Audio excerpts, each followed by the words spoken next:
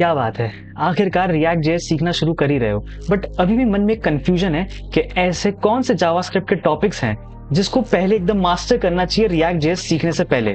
तो आपकी उस कंफ्यूजन को दूर करने के लिए मैं एक इन डेप्थ वीडियो लेके आ चुका हूं, जिसके अंदर हम लोग बात करेंगे कि ऐसे कौन से टॉपिक्स हैं जो जावास्क्रिप्ट के एक डेवलपर को आने ही चाहिए अगर वो रिएक्ट जेएस सीखने जा रहा है। तो ये वीडियो, इसमें हम पूरी टॉपिक्स के बारे में डेप्थ में बात करेंगे, बट अगर इसके ऊपर ट्यूटोरियल चाहिए तो उसके लिए कमेंट्स में बता दीजिएगा।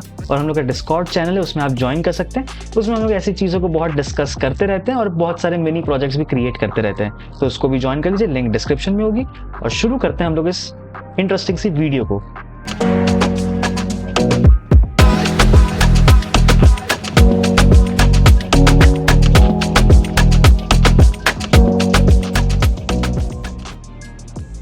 तो अब सबसे पहले अगर हम लोग बात करें तो ये वीडियो मैटर क्यों करती है, क्योंकि देखिए जावास्क्रिप्ट जो है वो बेसिक एक लैंग्वेज है जिसके ऊपर पूरा रिएक्ट बना हुआ है, इसीलिए हम लोग रिएक्ट को जावास्क्रिप्ट लाइब्रेरी कहते हैं।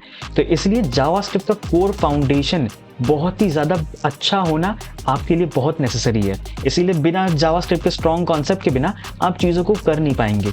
इसीलिए बिगिनर्स की बहुत सारे लोग मिस्टेक करते हैं कि डायरेक्टली बिना अपने जावास्क्रिप्ट के बेसिक को स्ट्रॉन्ग किए वो डायरेक्टली चले जाते हैं रिएक्ट को सीखने। उसके अलावा उसके बाद वो चीज़ों को बहुत ही ज़्यादा हेक्टिक हो जाती है और दिमाग एकदम घूम जाएगा आपका। बट अगर आपको जावास्क्रिप्ट अच्छे से आती है तो वो सारी चीज़ें आपको बहुत ही ईजीली समझ में आएगी। तो बात आती कौन से, तो जो सबसे पहला हम लोग के लिस्ट में जो कि टॉपिक आपको आना चाहिए वो है वेरिएबल्स के बारे में। बहुत ही बेसिक कॉन्सेप्ट कि वैर, लेट और कॉन्स्ट, इन लोग में बेसिक डिफरेंस क्या है। अगर आपको इसके डिफरेंस के बारे में पता है कि वो कौन से होस्ट होते हैं, कौन सा किसका कितना ब्लॉक स्कोप्ड है, कौन सा फंक्शन स्कोप्ड है, तो आपको चीज़ें बहुत ही ज़्यादा इजीली समझ में आएगी। एक बग फ्री कोड लिखने में आपको मदद करेगा।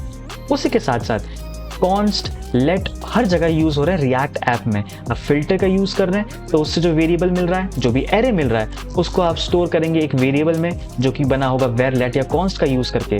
कोड की रीडेबिलिटी मेंटेन हो सकती है जिससे आप एक करेक्ट डिक्लेरेशन का यूज़ करेंगे, जिससे क्लीन और बग फ्री कोड आप क्रिएट कर पाएंगे। तो इसलिए वेरिएबल्स के बारे में इन डेप्थ नॉलेज होना काफ़ी ज़्यादा ज़रूरी है, जो कि आपकी लर्निंग को और आपके रिएक्ट में डेवलपमेंट के प्रोसेस को काफ़ी ज़्यादा ईजी बना देगा। सेकंड नंबर पे जो हम लोग का आता है, जो कि आपको आना ही चाहिए, वो है होस्टिंग के बारे में जानना। अब 3 ऐसे रीज़न मैं आपको बताता हूँ जिसके बारे में आपको पता चल जाएगा कि होस्टिंग क्यों ज़रूरी है इतना रिएक्ट सीखने से पहले। सबसे पहला, ये अनएक्सपेक्टेड एरर्स को अवॉइड करता है। अब अनएक्सपेक्टेड एरर्स कैसे हो सकते हैं? हो सकता है मैंने एक फंक्शन बनाया हो और उसको बनाने से पहले ही मैं कॉल कर रहा हूँ, तो कब वो चीज़ होस्ट होगी, कब वो नहीं होगी, क्योंकि होस्टिंग के भी अलग अलग तरीके होते हैं। नॉर्मल फंक्शन होस्ट होता है, एक कॉन्स्ट का यूज़ करके जो कि ES6 के वर्जन होते हैं वो होस्ट नहीं होते हैं। तो वो सारी चीज़ों को ध्यान में रखेंगे तो होस्टिंग के बारे में बहुत ही चीज़ें समझने लायक हैं। उसके अलावा वेरिएबल्स कैसे बिहेव कर रहे हैं, कब वो होस्ट होंगे, कब एक अनडिफाइंड आने वाला है, वो सारी चीज़ें आपको प्रेडिक्टेबल होनी पड़ेंगी। उसी के साथ साथ एक प्रेडिक्टेबल कंपोनेंट्स आप क्रिएट कर पाएंगे, एक प्रॉपर लॉजिक समझ पाएंगे कैसे कौन सा कोड अगर मैं क्रिएट करने से पहले अगर एक्सेस कर रहा हूँ कौन सी चीज़ प्रॉपरली काम करेगी हमारे लॉजिक में। तो इसलिए होस्टिंग के बारे में जानना बहुत ही ज़्यादा ज़रूरी है। खैर ये जो 2 टॉपिक्स थे बहुत ही ईजी टॉपिक्स थे, बट अब जैसे जैसे हम लोग आगे बढ़ेंगे हम लोग और भी ज़्यादा चीज़ों के बारे में डेप्थ में बात करेंगे। फिर से कहता हूँ, अगर आपको इन सारी चीज़ों के ऊपर वीडियोस चाहिए होंगी इन डेप्थ एक्सप्लेनेशन के साथ, तो उसके ऊपर भी हम लोग बहुत ही अच्छे से एक वीडियो लेके आएंगे। बस आपको कमेंट करने की देरी है, तो कमेंट कीजिएगा कि इस वीडियो के बारे में, तो हम लोग एक प्रॉपर इन डेप्थ वीडियो बनाएंगे। थर्ड नंबर पे जो आता है वो है हम लोग का क्लोजर्स। अब क्लोजर्स जो भी हुक्स जो भी हम लोग रिएक्ट में यूज़ करते हैं, अब हम लोग जानते हैं हुक्स जो हैं वो रिएक्ट के सुपर हीरोज़ हैं, तो इसलिए क्लोजर भी सबसे ज़्यादा इंपॉर्टेंट हो जाता है। तो 3 ऐसे रीजंस जो कि क्लोजर्स को बहुत ही ज़्यादा इंपॉर्टेंट बनाते हैं। वो पहला, हुक्स के अंदर क्लोजर्स का ही यूज़ हो रहा है। क्लोजर्स अगर मैं शॉर्ट में बताऊं तो एक फंक्शन जो एक रिटर्न कर रहा है एक और फंक्शन, बट वो जो चाइल्ड फंक्शन है वो अपने पेरेंट फंक्शन के एक वेरिएबल का यूज़ कर रहा है। खैर इसको कोड में समझेंगे तो वो ज़्यादा बेहतर होगा, बट यही चीज़ें तो सब में हो रही हैं। क्लोजर्स हम लोग हुक्स क्रिएट करते हैं, उसके अंदर ये चीज़ें हो रही हैं। यूज स्टेट या यूज इफेक्ट का यूज़ कर रहे हैं, उसके अंदर क्लोजर का यूज हो रहा है। इसलिए यूज स्टेट में हम लोग को प्रीवियस वैल्यू मिलती है, जो भी हम लोग ने यूज स्टेट में स्टोर कर रखा होगा, तो वो सारे चीज़ें क्लोजर्स की वजह से ही हो पा रही है। अगर क्लोजर्स की आपको नॉलेज है तो आप वो हुक्स को काफ़ी इजीली समझ सकते हैं। और यूज स्टेट के ऊपर तो मैंने खैर वीडियो भी बना रखी है, आई बटन पे आपको लिंक मिल जाएगा या डिस्क्रिप्शन में मिल जाएगा, उस वीडियो को चेकआउट करना बिल्कुल ना भूलें, बहुत ही डेप्थ में समझाइए चीज़ों को। फिर आगे बढ़ते हैं, जो कि हम लोग के 4th नंबर पे जो आता है वो है कॉल बैक फंक्शन। अब असिंक कोड, उसका असली बैकबोन है कॉल बैक फंक्शन। अब इसका मेन लॉजिक क्या है, जो भी हम लोग को असिंक्रोनस टास्क करवाना है तो उसके लिए हम लोग कॉल बैक फंक्शन का यूज कर सकते हैं। अब असिंक्रोनस टास्क कौन से टास्क होते हैं? एपीआई कॉल करना। अब रिएक्ट तो फ्रंट एंड है, तो जाहिर सी बात है हम लोग एपीआई का यूज करेंगे जिससे बैकएंड से डेटा आएगा।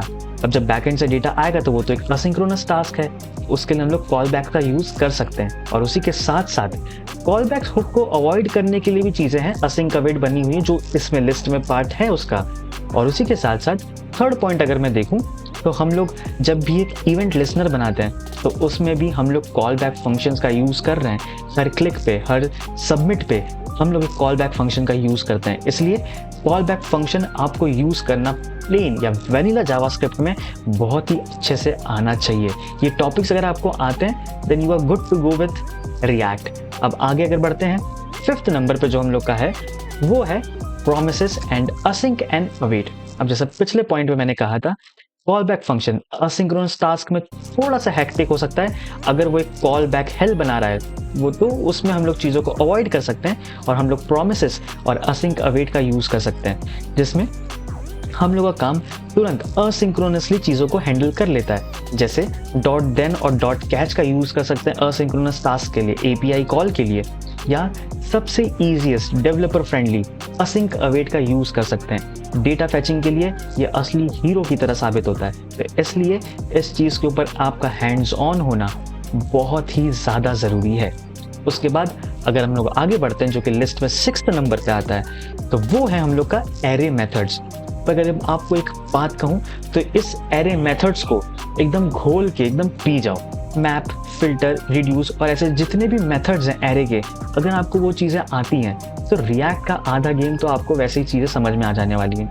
3 रीजंस अगर बताऊं इसके बारे में, तो सबसे पहले यूआई जनरेट करने के लिए, जब भी आपको यूआई को रेंडर करवाना होता है, डेवलपर्स आंख बंद करके मैप फंक्शन का यूज़ करते हैं।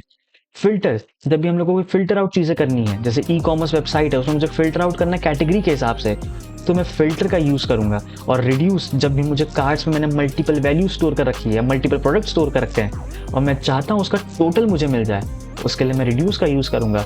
तो ये सारी चीज़ें रिएक्ट में आप बहुत जगह यूज़ कर रहे होंगे, इसलिए इसके ऊपर हैंड्स ऑन होना, इसके ऊपर मास्टरी रखना आपके लिए बहुत ही ज़्यादा नेसेसरी है, वरना उसके बिना ये चीज़ों को यूज़ करना, रिएक्ट में एप्लीकेशन बनाना आपके लिए काफ़ी ज़्यादा सर दर्द का काम हो जाने वाला है। इसलिए इस चीज़ को पहले मास्टर करें, उसके बाद जाएं। देखिए टाइम शुरू में थोड़ा लगाइए, जिससे एक बेस स्ट्रांग होगा। बेस स्ट्रांग होगा तो इमारत वैसे ही बहुत बड़ी बनने वाली है, इसलिए थोड़ा समय इन सारी चीज़ों को दीजिए, उसके बाद चीज़ें ऑटोमेटिकली आपकी बहुत ही स्मूथ फ्लो के साथ जाएंगी। तो अब बढ़ते हैं लिस्ट के 7th नंबर पे, जो कि है डीस्ट्रक्चरिंग। अब डीस्ट्रक्चरिंग बहुत ही ईजी टू यूज़ और बहुत ही ज़्यादा यूजफुल चीज़ है। रिएक्ट में आप हर एक एलिमेंट पे कहीं ना कहीं डीस्ट्रक्चरिंग का यूज़ कर रहे होंगे।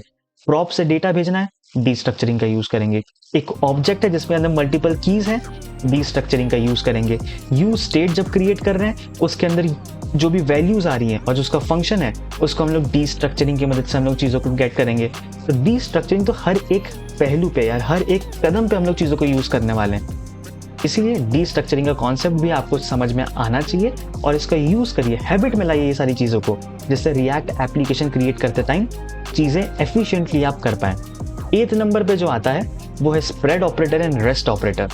नाम और काम दोनों के बहुत ही सिमिलर हैं, बट दोनों के यूज़ केस अलग हैं। जब भी मुझे बहुत सारे प्रॉप्स भेजने हैं तो मैं भेजूंगा रेस्ट ऑपरेटर के थ्रू, और अगर मुझे जब भी एक चीज़ की डीप कॉपी करनी है, डीप कॉपी और शैलो कॉपी का एक कॉन्सेप्ट है, अगर डीप कॉपी करनी है तो मैं स्प्रेड ऑपरेटर का यूज़ कर सकता हूँ। स्प्रेड ऑपरेटर, जब भी आप एक नया एरे क्रिएट कर रहे हैं, उसके अंदर एक नया चीज़ को ऐड करना है, तो स्प्रेड ऑपरेटर से बस ये सिंपल सी इतनी छोटी सी लाइन में आपका वो काम कर देगा, वरना उसके अलावा हम लोग को बहुत चीज़ें करनी पड़ती। उसके बाद आता है हम लोग का 9th नंबर पे जो कि है ट्रूथी एंड फॉल्सी वैल्यूज। अब ट्रूथी एंड फॉल्सी वैल्यूज क्या है? ट्रूथी एंड फॉल्सी वैल्यूज भी मैं कहूँगा हर एक कदम पे हम लोग यूज करेंगे, क्योंकि कंडीशनल रेंडरिंग जो कि रिएक्ट जेएस का एक बहुत ही इंपॉर्टेंट पार्ट है। कंडीशनल रेंडरिंग अगर बेसिकली मैं बताऊं कि अगर आप लॉग इन हैं तो ये चीज़ों को दिखाएं, अगर लॉग इन नहीं है तो वो फंक्शंस ना शो हों। ये सारी चीज़ें मैं कैसे करूँगा? कंडीशनल रेंडरिंग की वजह से। तो जावास्क्रिप्ट में जितने भी डेटा टाइप्स हैं उसमें कुछ डेटा टाइप्स ट्रूथी वैल्यू के हैं, मतलब वो ट्रू की तरह काम करते हैं, और कुछ फॉल्सी वैल्यूज हैं जो कि बिल्कुल ही फॉल्स की तरह काम करेंगी। तो वो कौन सी वैल्यू ट्रूथी वैल्यू है, कौन सी फॉल्सी वैल्यू है और उसको कैसे यूज करना है एक चीज़ों को रेंडर करवाने के लिए, वो चीज़ें जानना भी बहुत ही ज़्यादा नेसेसरी है। तो वैलिडेशन के लिए काम आ जाएगा, जिसमें ये डिसाइड होगा कि अगर कोई चीज़ एम्प्टी है तो हम लोग को क्या करना है, कोई चीज़ नल है तो कैसे उसको बिहेव करवाना है। वो सारी चीज़ें आप ट्रूथी और फॉल्सी वैल्यूज के हिसाब से आप जानेंगे। उसके अलावा अगर लास्ट नंबर पे जो मैं कहूँ वो सबसे इंपॉर्टेंट, डॉम एलिमेंट्स को हैंडल करना और उसके साथ उसके अंदर जो इवेंट्स हम लोग अप्लाई कर रहे हैं उस चीज़ को हैंडल करना। क्योंकि अगर मैं बात करूँ तो रिएक्ट भी एक तरह का फ्रंट एंड है जो कि एक डॉम का पार्ट है। उसमें हम लोग बहुत सारी इवेंट लिसनर्स लगाएंगे कि on button click, on scroll, ऐसे बहुत सारे जो भी इवेंट्स हैं वो सारी इवेंट्स का हम लोग यूज़ करने वाले होंगे इसके अंदर। इसलिए जब भी यूआई रेंडर करवाना हो, जब भी उसमें कोई चेंज करना हो, रिएक्ट में वर्चुअल डॉम क्या है, रियल डॉम क्या है, उन चीज़ों के बारे में difference, controlled components, uncontrollable components, वो सारी चीज़ें क्या हैं, वो चीज़ों के बारे में आपको डेप्थ में पता होना बहुत ज़रूरी है। तो ये थे 10 ऐसे कॉन्सेप्ट्स जो कि आपको रिएक्ट जेएस सीखने से पहले आने ही आने चाहिए। ये वीडियो काफ़ी ज़्यादा इंफॉर्मेटिव है। होप सो आपको ये सारी चीज़ों को जान के बहुत अच्छा लगा होगा। अगर आपको ये सारे टॉपिक्स आते हैं then you are good to go. आप चीज़ों को कल से ही या अभी से ही स्टार्ट कर सकते हैं रिएक्ट को सीखना। बट अगर इन कोई भी टॉपिक्स में अगर थोड़ी सी भी डाउट है तो पहले उन डाउट्स को क्लियर करें, उसके बाद रिएक्ट पे जाए, जिससे आपकी लर्निंग 10x हो जाएगी। और अगर आप मुझसे सीखना चाहते हैं तो कमेंट करिए, मैं इसके ऊपर इन डेप्थ वीडियो लेके आ जाऊंगा जिसमें हम लोग सारे टॉपिक्स को एकदम डेप्थ में समझेंगे। तब तक के लिए कोड करते रहिए और मिलता हूँ आपसे नेक्स्ट वीडियो में।